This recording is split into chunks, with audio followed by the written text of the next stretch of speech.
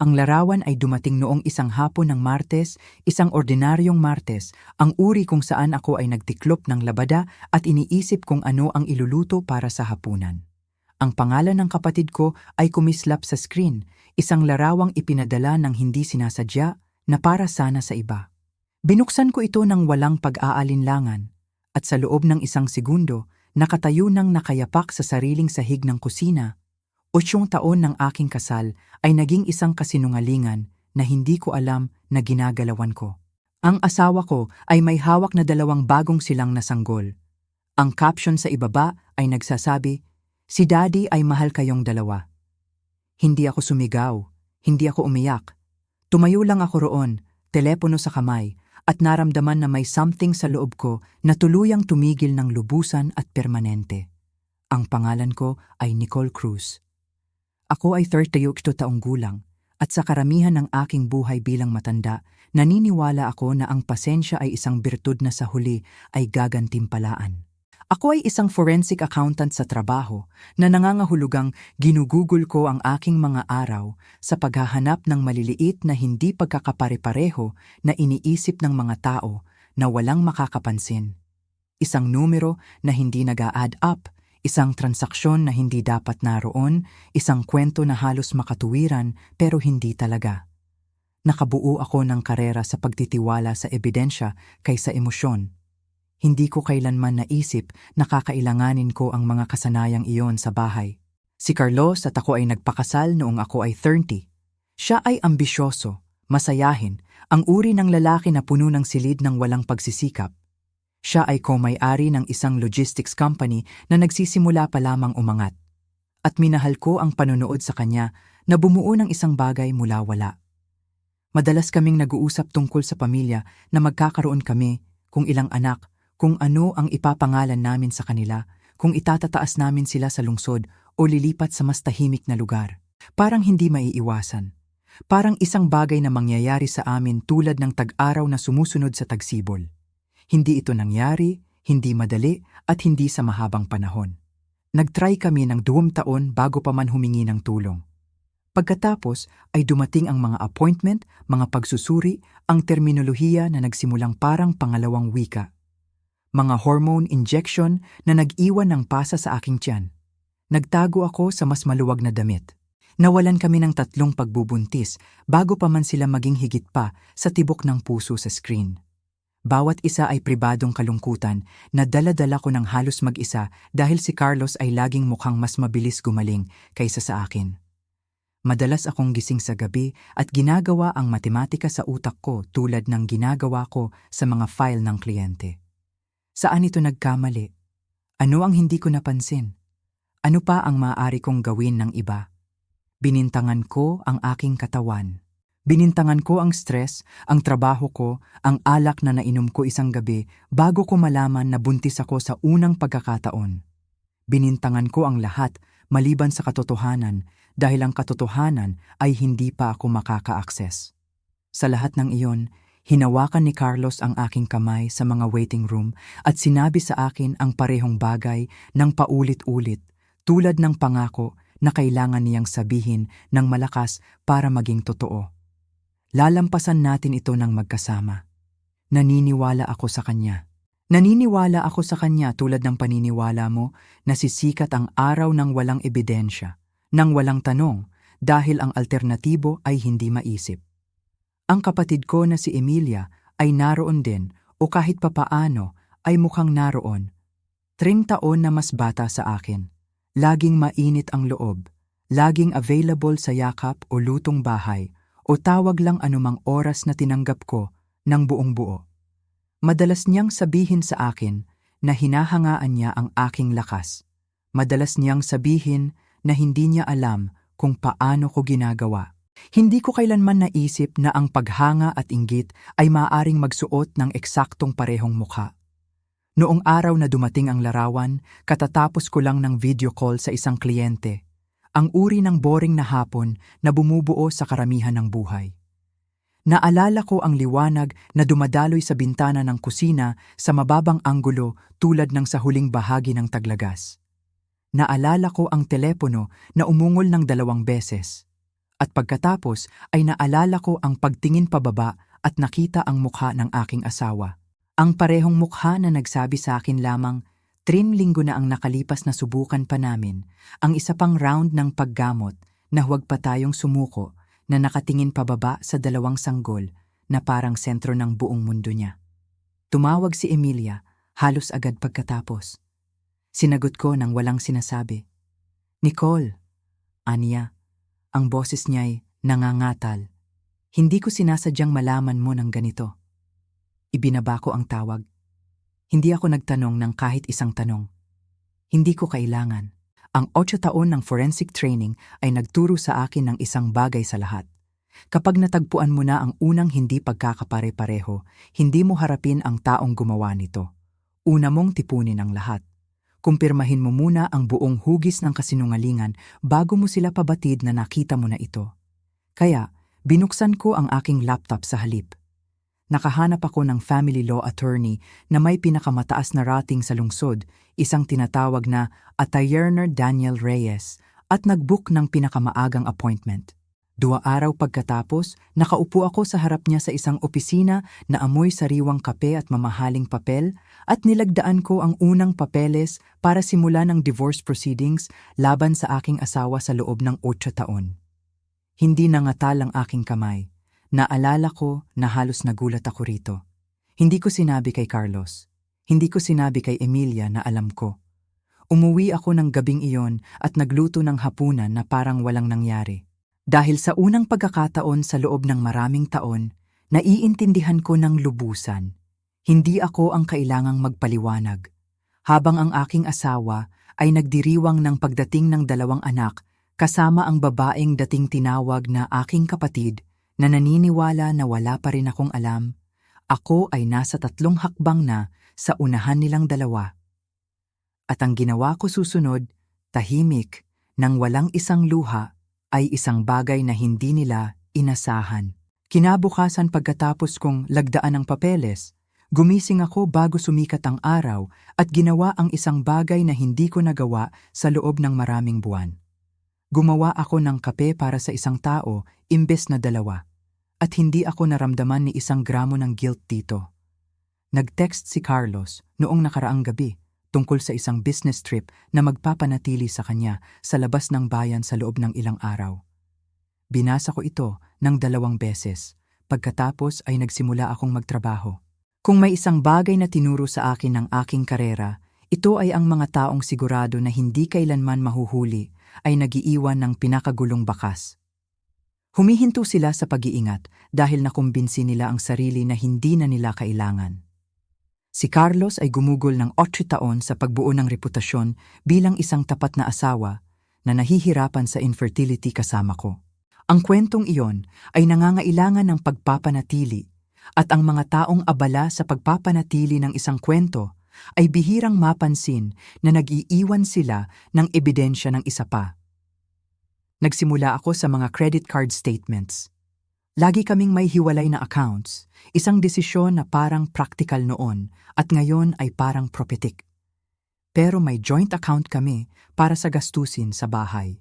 At sa loob ng mga buwan ng grocery at bayarin sa kuryente, nakahanap ako ng 4 na hiwalay na charge sa parehong hotel sa isang suburb na wala kaming dahilan para puntahan.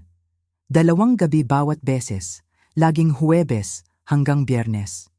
I-cross-reference ko ang mga petsa sa aking kalendaryo, ang nasa telepono ko na automatikong naglulog ng lahat, kasama ang location history. Talagang nakalimutan ko na naka-on ito. 3 sa mga hotel date na yon ay eksaktong tumugma sa mga linggo na nagre-recover ako mula sa IVF procedures. Mga linggong sinabi sa akin ni Carlos na kailangan niyang linawin ang isip sa pamamagitan ng pag-stay late sa opisina. Nakaupo ako sa mesa ng kusina kasama ang laptop hanggang halos 2 meter ng madaling araw. At piraso-piraso, ang huling 5 taon ng aking kasal ay nag-rearrange sa isang bagay na halos hindi ko nakilala. Sinabi sa akin ni Emilia nang higit sa 1 beses na siya lang ang nagdadala kay Carlos sa kanyang mga appointment kapag hindi ako makasama, isang doctor's visit dito, follow-up doon. Tumutulong lang ako. Madalas niyang sabihin na parang walang halaga sa kanya. Nakahanap ako ng mga record na nagpapakita na ang mga appointment na iyon ay madalas nangyayari sa mga araw na walang nakaschedule na medikal na bisita si Carlos. Nang matagpuan ko ang joint photo storage account, hindi na ako nagulat. May mga larawan na bumalik ng halos 3 taon. Si Emilia sa office holiday party na nakatayo ng medyo masyadong malapit. Isang weekend getaway na nakalog bilang business trip na may beach sa background na wala sa malapit sa anumang client site. Hindi sila masyadong walang ingat. Sila'y simpleng hindi kailanman naisip na titingnan ko. Gusto kong maging tapat tungkol sa isang bagay. May partikular na uri ng sakit na nagmumula sa pagkumpirma ng pagtataksil na pinaghihinalaan mo na. At ito ay iba sa shock ng pagdiskubre ng isa na hindi mo kailanman inasahan. Ito ang pangalawang uri. At sa ilalim ng sakit, may mas malamig na bagay na nabubuo, kalinawan. Sa loob ng 6 taon, nilunok ko ang bawat mahirap na sandali ng aming kasal bilang sariling kabiguan ko. Ang aking katawan, kasalanan ko, pasanin ko na ayusin. Ngayon ay naiintindihan ko na dala-dala ko ang bigat ng desisyon ng ibang tao sa buong panahon. Hindi ko hinaharap si Carlos. Hindi ko tinawag si Emilia. Sa halip, ginawa ko ang ginagawa ko ng pinakamahusay. Gumawa ako ng file. Bawat hotel charge, bawat mismatched alibi, bawat larawan na may timestamp na nagsasabi ng mas totoong kwento kaysa sa sinabi nila sa akin ng malakas. Inayos ko ito tulad ng pag-aayos ko ng ebidensya para sa isang kliyente, maingat ng walang komento. Dahil ang mga katunayan ay hindi nangangailangan ng aking galit na nakadugtong. Sila'y nagsasalita ng malinaw ng mag-isa. Ipinadala ko ang buong file kay Attorney Daniel Reyes 2 araw pagkatapos. Binasa niya ito sa harap ko sa aming pangalawang meeting. Ang kanyang ekspresyon ay hindi mabasa sa paraan ng isang taong nakakita ng bawat bersyon ng pagkabigo sa kasal. Nang siya'y tumingin pataas, sinabi niya lang, "Ito ay lubusan." Sinabi ko sa kanya na may 1 taon akong practice sa pagpansin ng mga bagay na hindi napapansin ng iba. Hindi niya tinanong kung ano ang ibig kong sabihin at hindi ko ipinaliwanag. 3 araw pagkatapos ng meeting na yon, nang tumunog ang aking telepono sa isang numero na kilala ko, pero hindi inasahan, si Margarita, ina ni Carlos. Lagi kaming may mainit na relasyon, ang uri na binuo sa tunay na pagmamahal kaysa obligasyon. Madalas siyang tumawag para kumustahin, tanungin tungkol sa trabaho, sabihin tungkol sa kanyang hardin. Ang tawag na ito ay naiiba mula sa sandaling sinagot ko. Ang boses niya ay manipis, hindi matatag sa paraang hindi ko pa narinig mula sa kanya. "Nicole!" Anya, at pagkatapos ay wala nang anuman sa mahabang sandali, tanging paghinga sa kabilang linya. Nang magsalita siyang muli, umiiyak siya. Sinusubukang panatilihing matatag ang boses pero nabigo. "Pakiusap, Anya, huwag mo muna sabihin sa kanya." Tumayo akong lubusan sa kusina, ang parehong kusina, kung saan ko nakita ang larawang iyon, mahigit 1 linggo na ang nakalipas at naramdaman ang lupa na gumalaw muli sa ilalim ng isang bagay na akala ko, ilubusan ko nang naiintindihan. "Huwag sabihin sa kanya ang ano, Margarita?" tanong ko. Hindi niya sinagot ang tanong. Paulit-ulit niyang sinasabi ang 4 na salitang iyon na parang ito lang ang nagpapanatili sa kanya. "Huwag mo muna sabihin sa kanya. Huwag mo muna sabihin sa kanya." Napagtanto ko roon na nakikinig sa aking biyenan na nagbagsak sa telepono na natuklasan ko ang isang affair.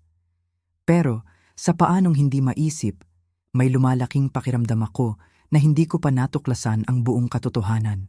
Nakipagkita ako kay Margarita 2 araw pagkatapos sa isang maliit na coffee shop sa gitna ng aming mga bahay, isang lugar na napuntahan namin ng 12 beses sa nakaraang taon. Lagi para sa madaling, komportableng usapan. Sa pagkakataong ito, nakaupo na siya nang dumating ako. Ang mga kamay ay mahigpit na nakahawak sa kanyang tasa na ang mga kuko ay maputla at hindi siya tumingin hanggang ako'y umupo sa harap niya. Mukha siyang mas matanda kaysa sa naalala ko. Hindi sa edad, kundi sa isang bagay na mas mabigat. Ang uri ng pagod na nagmumula sa pagdadala ng bigat ng matagal nang hindi inilalagay. Si Margarita ay laging maayos, ang uri ng babae na plantsa ang mga napkin, at hindi kailanman nagtaas ng boses kahit sa argumento. Ang babaeng nakaupo sa harap ko ngayon ay mukhang hindi nakatulog ng ilang araw. Kailangan mong intindihin ang isang bagay, aniya bago pa man ako makahubad ng quote. Ang sasabihin ko sa iyo, dapat ko sanang sinabi 8 taon na ang nakalipas. Pinagsisihan ko ang pagtahimik araw-araw mula noon. Wala akong sinabi. Natutunan ko sa aking trabaho na ang katahimikan ay madalas ang pinakamabilis na paraan para mapagpatuloy ang pag-uusap ng isang tao. Huminga ng malalim si Margarita at sinabi na alam niya ang isang bagay, isang mahalagang bagay, isang bagay na magbabago ng lahat mula halos simula pa ng aming kasal. Sinabi niya ito ng piraso-piraso, umikot sa aktwal na impormasyon tulad ng ginagawa ng mga tao kapag natatakot na, kapag sinabi ng diretso ay magiging permanente itong totoo. Alam ba ni Emilia? Tanong ko dahil iyon ang tanong na pinakamabigat sa aking dibdib. Kung ang sariling kapatid ko ay alam ang ilang lihim tungkol sa aking kasal sa loob ng taon at walang sinabi habang natutulog sa aking asawa, hindi ako sigurado na makakaligtas ako sa sagot. Umiling ng mariin si Margarita. Hindi, si Emilia ay walang alam nito. Si Carlos rin. Nagtagpo ang aming mga mata at may halos pakiusap sa kanyang mga mata. Ako lang at isang ibang tao, si Dr. Rebecca Cruz, ang dating doktor mo. Naramdaman ko ang paghigpit ng aking tiyan. Si Dr. Rebecca Cruz ay namahala sa halos bawat yugto ng aming fertility treatment 8 taon na ang nakalipas. Ang mga pagsusuri, mga procedure, ang walang katapusang usapan tungkol sa tsansang at mga opsyon at kung ano ang susunod. Hindi ko na siya nakausap sa loob ng taon, hindi mula nang tumigil kami sa paggamot at sinubukang tanggapin ang buhay na mayroon kami imbes sa plano namin. Ano ang kinalaman niya rito? Tanong ko. Nangangatal ang mga kamay ni Margarita sa kanyang tasa. May isang report, mga resulta mula sa pagsusuri noong kayong dalawa pa ay sinusubukan ang lahat. Nakita ko ito bago si Carlos. Hindi dapat. Dumating ito sa bahay ng hindi sinasadya na naka-address sa kanya at binuksan ko ng walang pag-iisip tulad ng ginagawa mo sa mail na parang routine. Tumigil siya at nang magpatuloy, ang boses niya ay bumaba halos sa bulong. Hindi ito routine. Nakaupo akong lubusan at naghihintay. Binasa ko ito at agad kong naintindihan na kung makikita ito ni Carlos, masisira nito ang isang bagay sa kanya na sa tingin ko'y hindi na maaayos. Kaya gumawa ako ng desisyon. Tinawagan ko ng diretso si Dr. Cruz at hiniling bilang ina na hayaan akong hawakan ito sa sarili kong paraan at oras.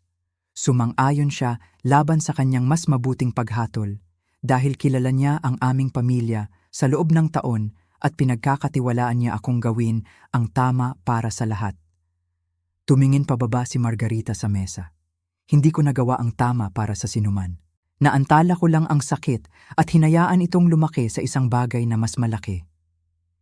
Iniisip ko ang lahat ng piraso na natipon ko na, ang mga resibo ng hotel, ang mismatched alibis, ang mga larawan na nagsasabi ng mas totoong kwento kaysa kay Carlos o Emilia. Akala ko nang pumasok sa usapang ito na naiintindihan ko na ang buong hugis ng pagbagsak ng aking kasal. Nakaupo sa harap ni Margarita, napagtanto ko na tinitingnan ko lang ang ibabaw ng isang bagay na mas matanda at mas kakaiba. Margarita, sabi ko nang maingat, ano ang sinasabi ng report? Inabot niya sa kanyang bag nang nangangatal ang mga kamay at binunot ang isang maliit, sira-sirang papel. Hindi ang report mismo, ipinaliwanag niya, kundi isang note na isinulat niya sa sarili noong araw na binasa niya ito. Isang bagay para matandaan niya ng eksakto kung ano ang sinabi nito sakaling magkaroon siya ng lakas ng loob na ilabas ito. Hindi niya ito ibinigay sa akin. Hinawakan niya lang ito na parang masyadong mapanganib na bitawan sa mundo pa. Hindi ko masasabi sa iyo rito, Anya. Hindi ganito, hindi piraso-piraso. Karapat-dapat kang makita ito ng maayos tulad ng dapat kong ipakita kay Carlos, 8 taon na ang nakalipas, imbes na itago sa drawer at sabihin sa sarili na pinoprotektahan ko siya. Nahuli ang boses niya. Pinoprotektahan ko ang sarili ko mula sa panunood sa kanyang pagbagsak. Mula sa pagiging ang taong sumira sa kanya. Inabot ko sa mesa at tinakpan ang kanyang kamay ng akin, isang instinto na hindi ko maipaliwanag dahil sa lahat ng alam ko na itinago niya sa amin. Anuman ang dala-dala niya, malinaw na nagkakahalaga ito sa kanya ng halos isang dekada ng kapayapaan. Kailangan kong makita ang file na iyon, sabi ko sa kanya. Ang tunay na isa, saan man itinatago ni Dr. Cruz ang kanyang mga record. Tumango ng dahan-dahan si Margarita, pinahid ang kanyang mga mata sa likod ng kanyang libreng kamay. Pagkatapos ay sinabi niya ang isang bagay na nanatili sa akin sa buong araw na iyon. Nagpapaulit-ulit habang nagmamaneho pa uwi sa mga kalye na biglang parang hindi pamilyar. Ang mga batang iyon ay nagbago ng lahat, Nicole, anya ng mahina. Pero hindi sa dahilan na iniisip ni Carlos. Tinawagan ko si Dr. Rebecca Cruz's opisina kinabukasan bago pa man ako matapos ang unang tasa ng kape. Hindi ko na siya nakausap sa loob ng halos 50 taon. Hindi mula sa huling nabigong round ng paggamot. Nang tahimik kaming sumang-ayon ni Carlos na tumigil at i-grieve ang pamilyang hindi namin magkakaroon. Ang receptionist niya ay nagpasa sa akin ng mas mabilis kaysa inasahan at nang sagutin ni Dr. Cruz. Ang boses niya ay may tala ng sorpresa na mabilis na lumipat sa mas maingat. Nicole, anya, matagal na. Kailangan kong makita ang aking lumang file, sabi ko sa kanya. Lahat nito, bawat pagsusuri, bawat resulta mula sa taon ng aming paggamot. May paghinto sa linya na mahaba na naririnig ko ang mababang ingay ng klinika sa background. Pwede bang tanungin kung ano ang nagdala nito? Dumating si Margarita para makita ako. Sabi ko ng simple, isa pang paghinto na mas maikli. Pumunta ka rito ngayong hapon, Ania. Ako mismo ang kukuha ng lahat. Halos eksakto pa rin ang itsura ng klinika tulad ng naalala ko. Ang parehong malambot na gray na pader, ang parehong watercolor prints na nilayong gawing mas banayad ang masakit na balita kaysa sa tunay. Nakipagkita sa akin si Dr. Cruz sa kanyang opisina imbes sa exam room, isang makapal na folder na naghihintay na sa kanyang mesa.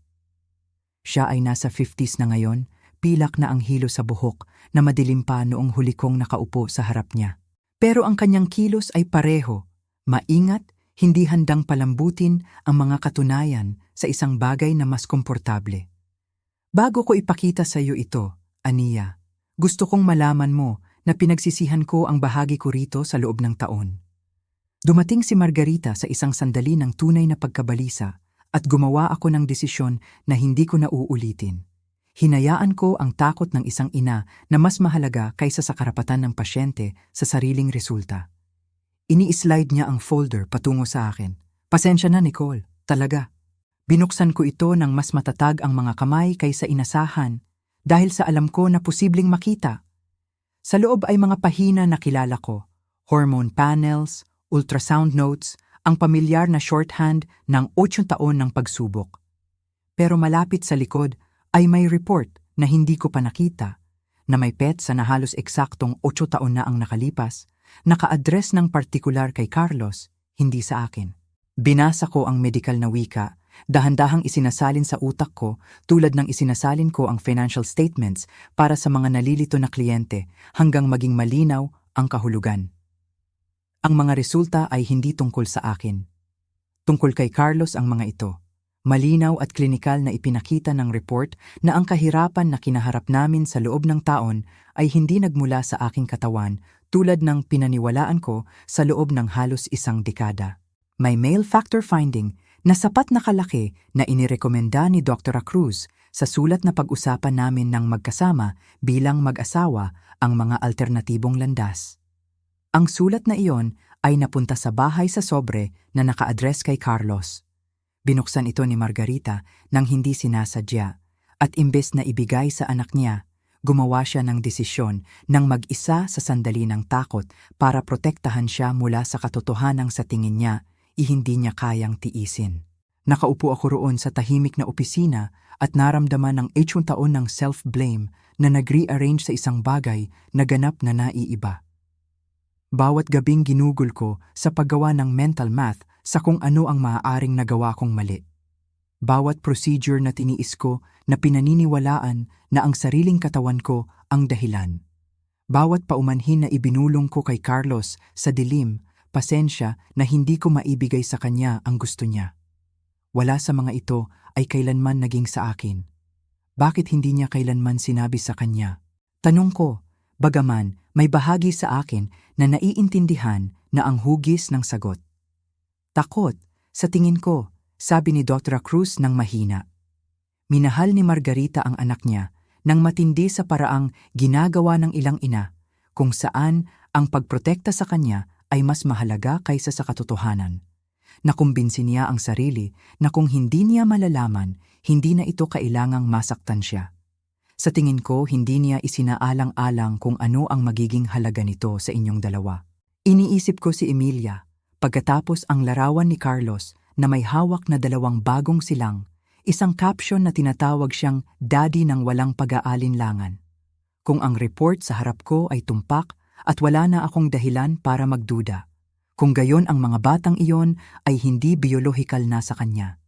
Na nangangahulugan na si Emilia ay alinman ay hindi alam ang katotohanan mismo o alam ang isang bagay na mas komplikado kaysa sa affair. Hindi ko sinabi ng malakas ang alinman dito. Simpleng hiniling ko kay Dr. Cruz ang mga kopya ng lahat at ginawa niya ito para sa akin nang walang pag-aalinlangan, ini-slide ang mga bagong pahina sa mesa na parang sa wakas, pagkatapos ng 8 taon, pinahihintulutan na niyang gawin ang kanyang trabaho tulad ng dapat mula pa simula. Hindi ko hinaharap si Carlos ng araw na yon. Hindi ko tinawag si Emilia. Hindi ko rin agad tinawag si Margarita, bagaman alam kong may utang ako sa kanya ng sagot pagkatapos ng lahat ng sinabi niya sa akin. Sa halip, nagmaneho ako pauwi at nakaupo sa sasakyan sa driveway ng matagal. Ang folder ay nakapatong sa passenger seat sa tabi ko. At iniisip ko ang bawat bersyon ng aking kasal na pinaniwalaan ko sa loob ng taon. Ang puno ng pag-asa, ang nagdadalamhati, ang pinagtaksilan na bersyon na ginagalawan ko sa nakaraang 2 linggo. Wala sa mga ito ang kumpletong katotohanan. At ngayon ay hawak ko ang piraso na nagbago ng kahulugan ng lahat. Nang sa wakas ay tinawagan ko si Margarita, nang gabing iyon, ang boses ko ay kalmado sa paraang mukhang nagulat siya. Mayroon na akong file, sabi ko sa kanya. Alam ko kung ano ang sinasabi nito. Tahimik siya ng mahabang sandali sa kabilang linya at nang magsalita siya sa wakas, may halong ginhawa sa kanyang pagod, na parang isang pasanin na dala niya ng mag-isa sa 8 taon ay bahagyang nailagay na. Ngayon alam ko kung bakit mukhang takot na takot ang iyong ina. Sabi ko, sa sandaling makita niya ang mga batang iyon sa unang pagkakataon. Hindi ako nakatanggap ng balita mula kay Carlos sa loob ng halos 2 linggo pagkatapos kong i-file ang papeles.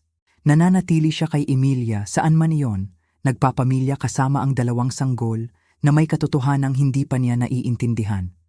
Ginugol ko ang mga linggong iyon sa tahimik na pagtatapos ng sinimulan ko. Nakipagkita kay Attorney Daniel Reyes ng 2 beses pa, inayos ang financial records, dumaan sa praktikal na galaw ng pagtatapos ng kasal, habang daladala ang lihim na sa huli ay magtatapos nito sa mga dahilan na lubusang naiiba sa orihinal kong pinaniwalaan. Hindi ako lumapit kay Emilia. Hindi ko pa alam kung ano ang naiintindihan niya tungkol dito. At sa totoo lang, hindi ako sigurado na gusto kong malaman. Ang ilang pagtataksil ay sapat na simple upang mabuhay sa pamamagitan ng purong galit. Ito ay may malalim na ugat. Ako'y patuloy na sinusubukang lubusang maunawaan ang sarili. Si Margarita ang tumawag sa akin noong isang Huwebes ng gabi. Ang boses niya ay masikip sa pagitan ng takot at pagmamadali. Si Carlos ay uuwi, aniya, ngayong gabi. Gusto niyang makilala ko ng maayos ang mga bata. Isang paghinto, kasama niya si Emilia. Agad kong naintindihan kung ano ang ibig niyang sabihin at kung ano ang kakailanganin nito sa kanya. Margarita, hindi mo kailangang gawin ang anumang hindi ka handa. Itinago ko ito ng 8 taon. Nicole, aniya ng mahina. Sa tingin ko oras na para itigil ko. Hindi ako naroon nang nangyari, pero sinabi ni Margarita sa akin ang lahat pagkatapos ng sapat na detalye na makita ko ito ng malinaw sa isip ko, na parang ako mismo ang nakatayo sa pintuan. Dumating muna si Carlos, pumasok ng may parehong madaling kumpiyansa Nadala niya sa bawat silid na pinasukan niya.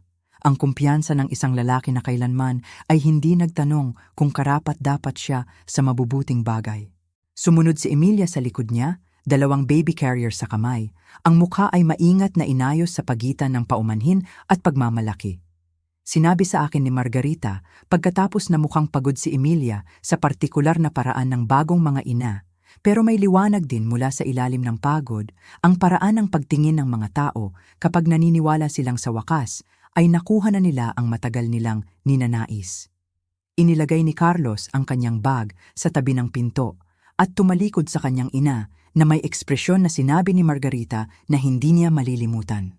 Bukas, puno ng pag-asa, halos batang-bata, ang itsura ng isang lalaki na handang ibigay sa ina ang pinakamagandang balita ng kanyang buhay. Nanay, anya, itinuro ang kambal. Maingat na inaangat ni Emilia mula sa kanilang carriers.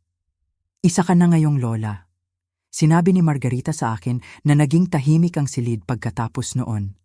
Tumingin siya pababa sa 2 maliliit na mukha at may something sa loob niya na biglang sumuko.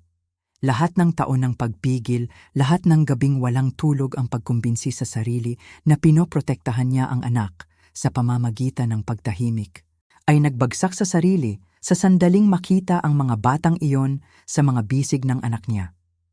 Sinabi niyang naramdaman niyang umalis ang dugo sa kanyang mukha, naramdaman ang mga binti na hindi matatag sa ilalim niya, at kailangan niyang sumandal sa likod ng upuan para manatiling nakatayo. Napansin agad ni Carlos, ang kanyang ngiti ay nagbago sa pagkalito. Nanay, anong mali? Sinabi niya sa akin na binuksan niya ang bibig at ang mga salitang lumabas ay hindi ang mga inihanda niya ng libu-libong beses sa loob ng 8 mahabang taon. Lumabas ito ng mas maliit, mas sirang kaysa inasahan, pero sa wakas pagkatapos ng lahat ay totoo. Hintay, bulong niya. Hindi niya sinabi sa'yo. Tumigil si Carlos. Si Emilia, nakatayo sa likod niya na may hawak pa ring sanggol, ay namutla sa paraang agad napansin ni Margarita. Isang reaksyon na nagsasabi sa kanya ng isang mahalagang bagay. Si Emilia ay hindi rin alam. Anuman ang ilalabas ni Margarita, balita ito sa kanilang dalawa sa iba't ibang paraan para sa iba't ibang dahilan. Sabihin mo kung ano? Tanong ni Carlos. Ang boses niya ay bumaba sa isang bagay na maingat, isang bagay na nararamdaman na ang lupa ay gumagalaw sa ilalim niya. Hindi agad sumagot si Margarita.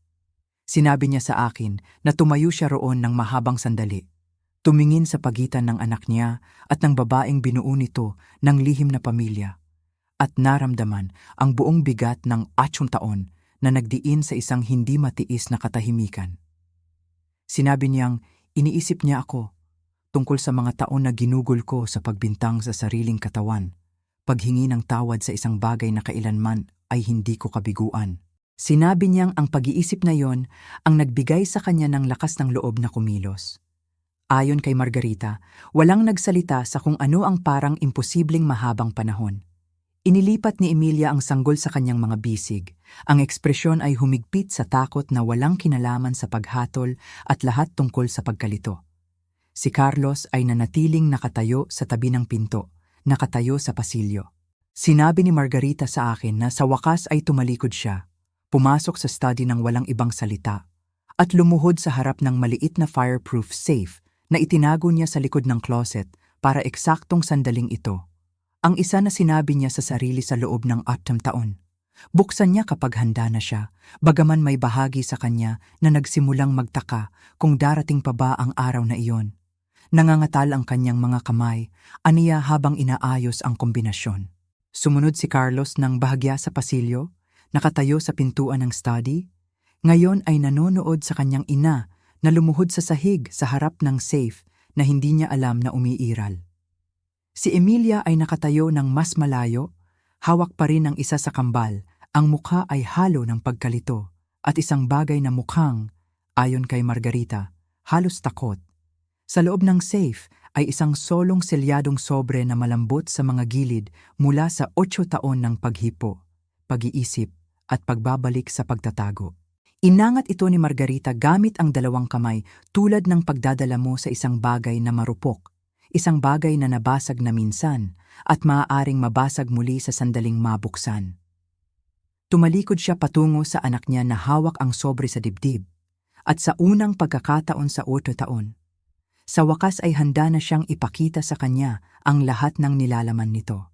Dinala ni Margarita ang sobre pabalik sa living room at inilagay ito sa coffee table sa pagitan nila.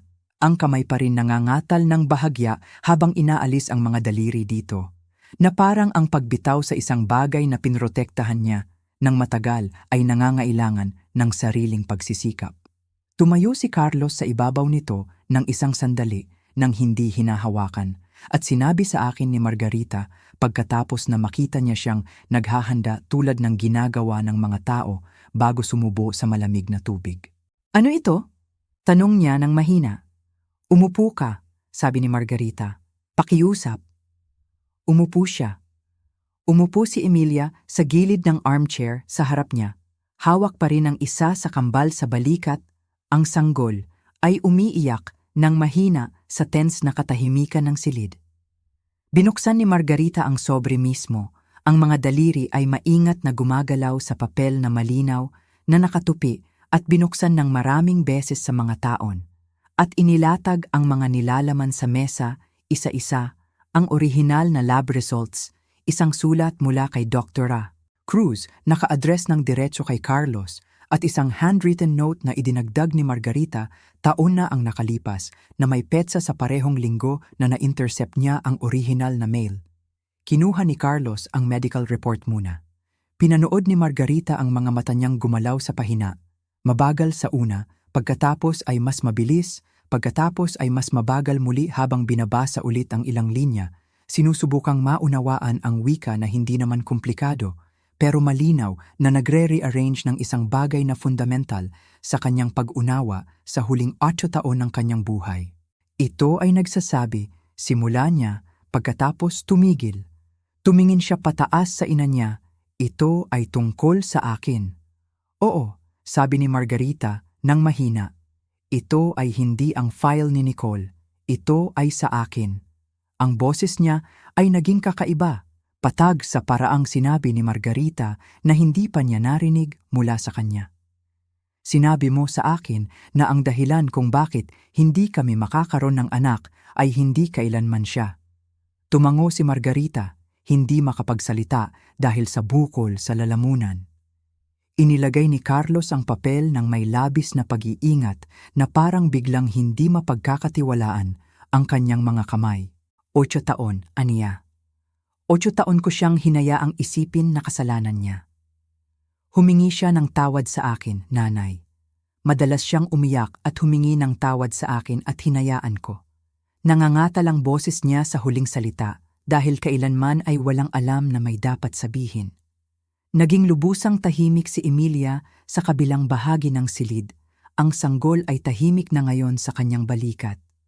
Sinabi ni Margarita sa akin na pinanood niya ang isang bagay na nagbago sa mukha ni Emilia habang nag-aayos ang mga piraso. Kung ang report ay tumpak, kung ang male factor diagnosis 8 taon na ang nakalipas ay tunay at hindi nalutas, kung gayon ang mga batang ito sa kanyang mga bisig na ipinaglihi kay Carlos sa kanilang affair, ay malamang na hindi rin bahagi ng kanyang dugo. Ang parehong kondisyon na nagpahirap sa pagbubuntis sa akin ay magiging kasing imposible sa kanya.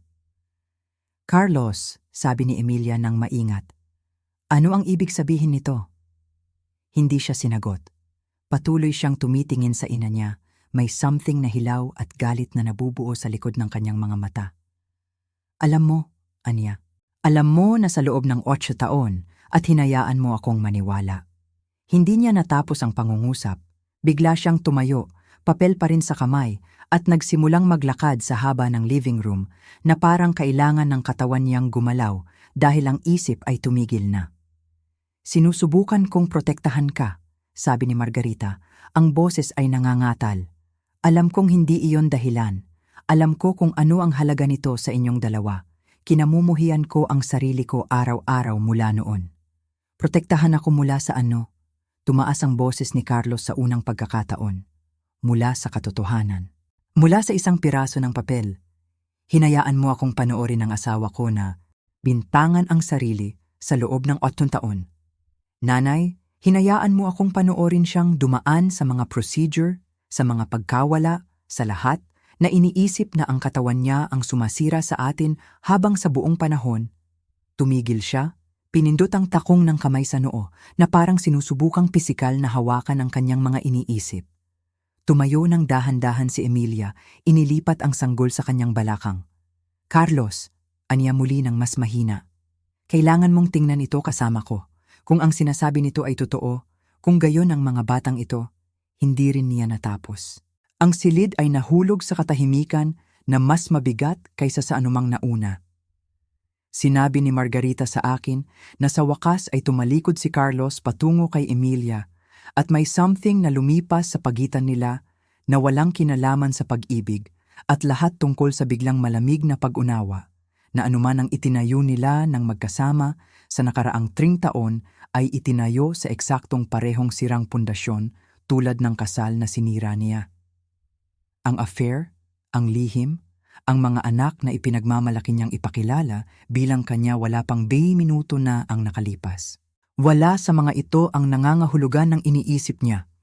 Habang naglalakad palabas sa pintuan, tiningnan niya ang report na nakakalat sa coffee table, pagkatapos ang ina niya, pagkatapos si Emilia na may hawak na bata na maaaring walang bahagi ng kanyang dugo.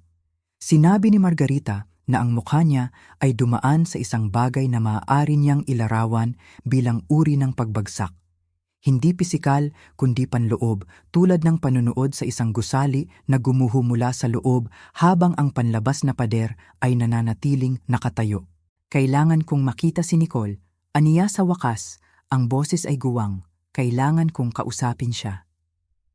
Carlos, sinimulan ni Margarita, marahil dapat mong pag-isipan muna ito.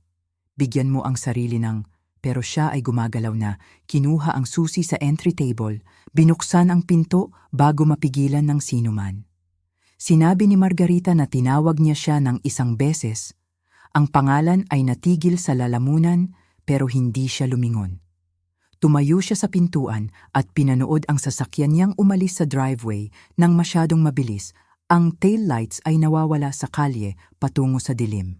Ang hindi pa alam ni Carlos nagmamaneho patungo sa aking bahay na may 8 taon ng nakabaong katotohanan na nagbubukas sa likod niya ay ang ilang pinto kapag ganap ng isinara ay hindi na muling bubukas dahil lang sa may nakaintindi na kung bakit dapat itong nanatiling sarado. Dumating si Carlos sa aking bahay ng bahagyang lampas 9 ng gabing iyon. Pinanood ko ang kanyang headlights na dumaan sa dingding ng living room bago ko marinig ang pinto ng sasakyan. At alam ko nang may kakaibang kalinawan kung ano ang tungkol sa bisitang ito. Hindi ako nagmadaling pumunta sa pinto. Tinapos ko ang pagtiklop ng tuwalya na hawak ko, inilagay ito sa counter, at naglakad nang sa sariling bilis. Mukha siyang naiiba na nakatayo sa aking veranda kaysa sa 8 taon ng kasal. Sirang-sira sa paraang hindi ko pa nakita mula sa kanya. Ang kwelyo ay baluktot. Ang mga mata ay namumula na parang umiyak sa sasakyan sa buong biyahe. Hawak pa rin niya ang medical report na ngayon ay kulubot mula sa pagkakahawak ng masyadong mahigpit. Alam mo? Aniya bago pa man ganap na mabuksan ang pinto. Nicole, alam mo, hindi ba? Tungkol sa report, tungkol sa... Itinaas niya ito na parang ebidensya, na parang kailangan niya akong kumpirmahin ang isang bagay na alam na niyang totoo. Nalaman ko 2 linggo na ang nakalipas, sabi ko. Sa parehong paraan na nalaman ko tungkol kay Emilia. Nang hindi sinasadya, napangiwi siya sa pangalan nito. Nicole, sumusumpa ako sa iyo.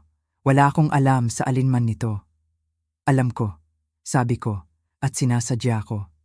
Iyon ang kakaibang bahagi. Nakatayo roon sa sariling veranda, tinitingnan ang sirang lalaki na bagong natuklasan na ang 8 taon ng guilt na hinayaan niyang dalhin ko ng mag-isa ay kailanman ay hindi sa akin. Naramdaman ko ang isang bagay na mas malapit sa kalungkutan para sa kanya kaysa galit. Hindi sapat na kalungkutan para baguhin ang desisyon ko.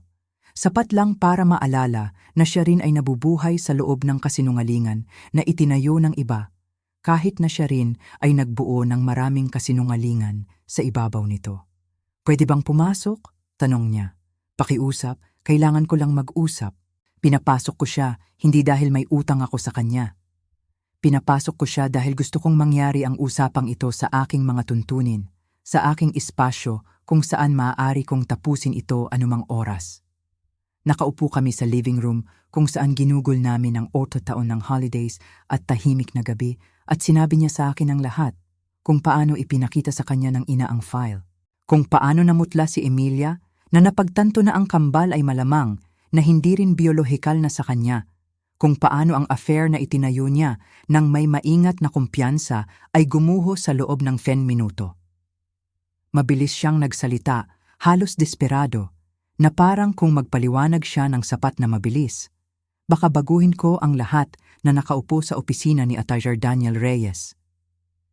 Hindi ko hinihingi na patawarin mo si Emilia, Anya. Hindi ko rin hinihingi na patawarin mo ako sa affair. Alam kong hindi mapapatawad. Pero Nicole, kung alam ko lang, kung sinabi lang ng nanay ko ang katotohanan 8 taon na ang nakalipas, wala sa mga ito ang mangyayari. Dapat mong makita na nagsimula ito sa isang kasinungalingan na hindi sa akin. Hinayaan ko siyang tapusin.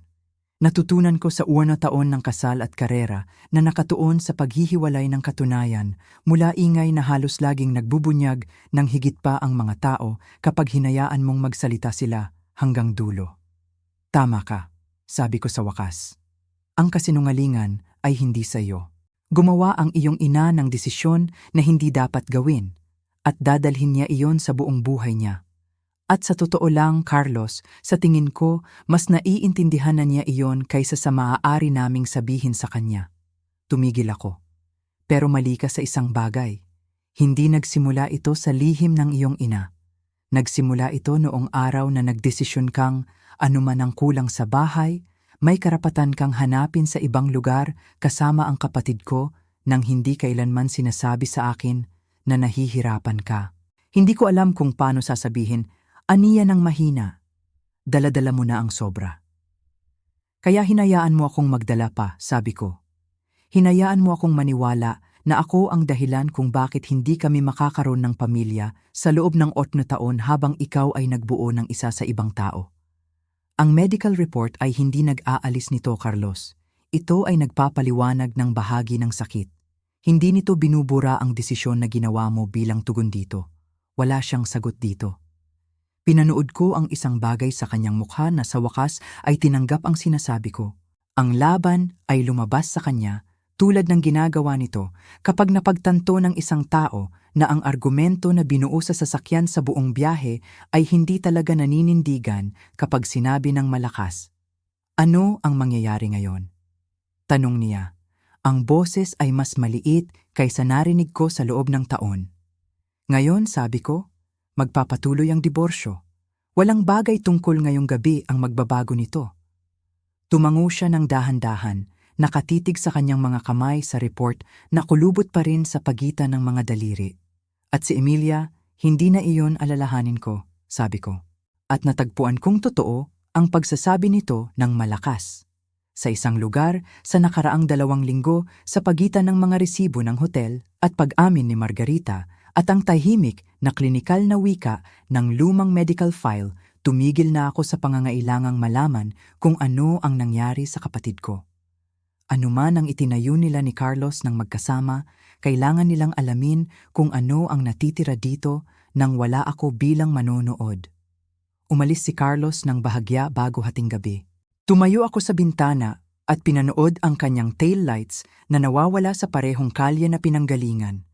At naramdaman sa unang pagkakataon sa 2 linggo ang isang bagay na nanatili sa dibdib ko imbes na humigpit. Sa loob ng 8 taon, sinukat ko ang aking halaga laban sa isang kwentong kailanman ay hindi totoo. Naiintindihan ko ngayon na ang pagtatapos ng aking kasal ay hindi kailanman tungkol sa isang larawan o pagtataksil o kahit isang lihim na nakabaon sa medical file. Ito ay tungkol sa sandaling sa wakas ay tumigil ako sa paghihintay sa iba na sabihin sa akin ang katotohanan at ako mismo ang pumunta at hinanap ito. Ang huling mediation ay nakaschedule para sa isang Huwebes ng umaga, 3 linggo pagkatapos na nakaupo si Carlos sa aking living room, Binabasa ang isang report na nagbago ng kahulugan ng lahat ng iniisip niya tungkol sa aming kasal. Naalala ko ang pagbibihis para rito, tulad ng pagbibihis ko para sa anumang mahalagang meeting. Simple, maayos, walang nagpapahiwatig na nag-isip ako ng dagdag tungkol sa kung paano ako gustong magmukha. Hindi na ako nagpe-perform ng lakas. Sa puntong iyon, mayroon na lang ako nito. Nakipagkita sa akin si Ati. Daniel Reyes sa labas ng korte ng ilang minuto ng maaga, dumaan sa huling mga detalye ng isang beses pa, bagaman wala nang marami na dapat pag-usapan. Ang mga financial disclosures ay lubusan. Ang mga tuntunin ng settlement ay patas, kung hindi man mapagbigay, kay Carlos, dahil sa lahat ng inihayag ng papel trail. Humingi ako ng wala nang higit pa sa nararapat ko. Hindi ko kailangang parusahan siya sa pamamagitan ng mga numero. Ang katotohanan ay nagdulot na ng mas maraming pinsala kaysa sa maaaring gawin ng anumang settlement. Naghihintay si Carlos sa loob kasama ang kanyang sariling abogado. Mukha siyang mas maliit kaysa sa lalaking pinakasalan ko, bagaman naiintindihan ko na mas kaunti ito tungkol sa silid at higit pa sa 3 linggong pinagdaanan niya. Ang lihim ng kanyang ina ay nagkakahalaga sa kanya ng higit pa sa 1 dekada ng maling guilt. Nagkakahalaga ito sa kanya ng relasyon na itinayo niya para palitan ang aming kasal. Narinig ko sa pamamagitan ng isang mutual friend na si Emilia ay lumipat na sa ibang probinsya kasama ang kambal, hindi na gustong manatili sa isang lugar na nagpapaalala lang sa pundasyong kailanman ay hindi ang pinaniwalaan niya. Hindi nakipaglaban si Carlos para pigilan siya. May bahagi sa akin na naiintindihan kung bakit. Ang ilang bagay kapag ganap ng nabasag ay hindi na sulit na kunwaring maaayos pa. Nang makita ako ni Carlos sa kabilang mesa, sinubukan niya ng huling beses. Nicole, aniya ng mahina bago magsimula ang formal na pagdinig. Alam kong hindi ako karapat-dapat pero hinihingi ko pa rin. Mayroon bang anumang bersyon nito kung saan susubukan nating muli? Tiningnan ko siya ng mahabang sandali at naramdaman ko ang isang bagay na hindi ko inasahang maramdaman sa puntong iyon. Hindi galit, hindi ring kalungkutan, kundi isang uri ng tahimik na pagtatapos, ang paraan na mararamdaman mo kapag tinapos mo ang huling pahina ng isang libro. Alam mo na ang ending. Wala, sabi ko.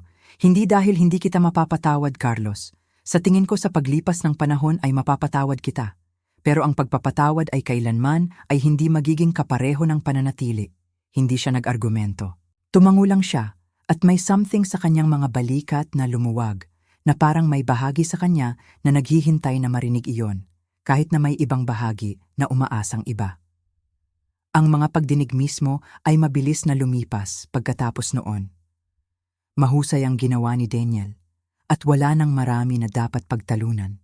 Nang sa wakas ay matapos, nang mailagay ang huling lagda at ma-file ang huling dokumento, tumayo ako sa labas ng korte sa liwanag ng huling umaga at naramdaman sa unang pagkakataon sa 8 taon na ganap na hindi na ako accountable sa bersyon ng buhay ng iba. Tumawag si Margarita sa akin ng gabing iyon. Hindi siya humingi ng tawad ng diretsyo. Sa tingin ko mas naiintindihan niya kaysa sa karamihan na ang pagpapatawad ay hindi isang bagay na hihilingin at matatanggap sa parehong araw. Sinabi niya lang na ipinagmamalaki niya kung paano ko hinandle ang lahat at umaasa siyang balang araw ay makahanap pa rin kami ng paraan na magkilala kahit wala nang si Carlos sa pagitan namin. Sinabi ko sa kanya na gusto ko iyon, sinadya ko. Ang katahimikan ni Margarita ay nagkakahalaga sa amin ng malaki. Pero pinanood ko siyang ginugugol ang nakaraang buwan sa pagsubok sa anumang paraan na maaari niyang itama ito. Mas mahalaga iyon sa akin kaysa sa malamang na naiintindihan niya. Hindi ko na nakita si Carlos pagkatapos noon. Hindi talaga, isang maikling business-like exchange buwan pagkatapos tungkol sa isang papel. Wala sa amin ang gustong harapin pa. Narinig ko sa kalaunan na ibinenta niya ang kanyang share sa logistics company at lumipat sa ibang lungsod. Sinusubukang sa palagay ko bumuo ng buhay na sapat na malayo sa isa na ganap na gumuho sa harap ng lahat ng mahal niya. Tungkol naman sa akin, hindi ko muling itinayo ang buhay ko sa paligid ng nawala ko. Itinayo ko ito sa paligid ng natutunan ko. Isang taon pagkatapos, ma-finalize ang diborsyo, ginamit ko ang bahagi ng settlement para simulan ang isang maliit na foundation. Isa na tumutulong sa mga mag-asawa na mag-navigate sa infertility treatment nang may tunay na transparency, buong access sa kanilang sariling medikal na impormasyon at suporta, na hindi nag-iiwan ng sinuman na daladala ang blame na kailanman ay hindi sa kanila sa una. Pinangalanan ko ito ng walang partikular na tao. Hindi nito kailangan ng aking kwento na nakadugtong para maging mahalaga. Kailangan lang nitong umiral. Iniisip ko ang mga 8 taong iyon. Madalas hindi nang may pagkapait, kundi may kakaibang uri ng pasasalamat sa babaeng ginawa nila sa akin sa huli. Ginugol ko ng napakatagal na naniniwala na nabigo ako sa isang bagay na pinakagusto ko. Alam ko ngayon na hindi ako nabigo sa anumang bagay. Simpleng nagtitiwala ako sa mga taong hindi sapat na tapat para karapat-dapat dito. Sa loob ng 1 taon, binintangan ko ang sarili ko. Hindi ko nasisayangin ang isa pang araw na gawin yon. Minsan ang pinakamalaking paghihiganti ay hindi ang pagpapahirap sa isang tao. Ito ay ang pagtangging dalhin pa ang kanilang mga kasinungalingan. Kung nakarating ka hanggang rito kasama ko, gusto kong malaman kung ano ang iniisip mo na mangyayari kay Nicole susunod. Sa tingin mo ba ay nagpapasok pa siya ng bagong tao sa kanyang buhay? O sa tingin mo ay natagpuan na niya ang lahat ng kailangan niya ng mag-isa? Mag-iwan ng komento sa ibaba at ipaalam sa akin kung saan ka nanonood ngayong gabi. Mahilig akong makinig sa inyong lahat. Marami pa kaming kwento tulad nito na naghihintay para sa inyo, kaya siguraduhin mong mag-subscribe para hindi makaligtaan ang isang sandali tulad nito. Ipagpatuloy natin ang paglalakbay na ito.